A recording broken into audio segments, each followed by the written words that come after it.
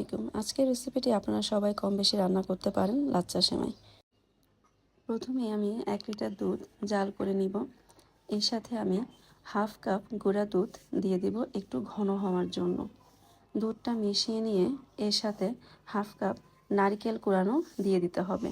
আপনারা আপনাদের পছন্দ মতো নারকেল কোড়ানো দিতে পারেন, যে যতটুকু খেতে পছন্দ করেন কম বেশি করে। এর সাথে আমি মিষ্টির জন্য চিনির বদলে কনডেন্সড মিল্ক দিয়ে দিলাম। যে কোনো মিষ্টি খাবারে কনডেন্সড মিল্ক দিয়ে দিবেন। চিনির বদলে কনডেন্সড মিল্ক দিলে স্বাদটা অনেক ভালো হয়। সাথে এলাচ গুঁড়ো দিয়ে দিব আর হালকা লবণ।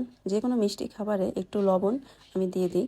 আপনারা চাইলে নাও দিতে পারেন, অনেকেই পছন্দ করে না, কিন্তু আমি একটু লবণ দিই। আমি দুধটা জাল দিয়ে এক সাইডে রেখে দিই। এখন অন্য একটা প্যানে পরিমাণ মতো ঘি দিয়ে সাথে কাঠবাদাম, খেজুর কুচি ও কিশমিশ দিয়ে ভেজে নিতে হবে। হয়ে গেলে এরপর আমি 200 গ্রাম লাচ্চা সেমাই দিয়ে ঘিতে আস্তে আস্তে ভেজে নিব। এর সাথে 2 চা চামচ চিনি, 2 চা চামচ গুঁড়া দুধ দিয়ে সেমাইটা আরেকটু ভাজতে হবে। ভাজা হয়ে গেলে সাথে আমি আরেকটু ঘি দিয়ে দিব। এর সাথে আরেকটু এলাচ গুঁড়ো দিয়ে দিলাম।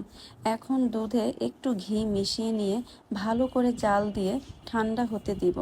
গরম ভাবটা চলে গেলে ভাজা সেমাইটা আমি দুধে দিয়ে দিব।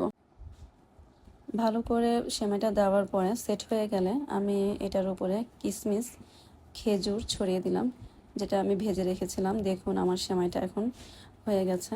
রেসিপি ফলো করে একবার ট্রাই করে দেখুন, আশা করি নিরাশ হবেন না। আল্লাহ হাফেজ। যে যেখানে আছেন সবাই ভালো থাকেন।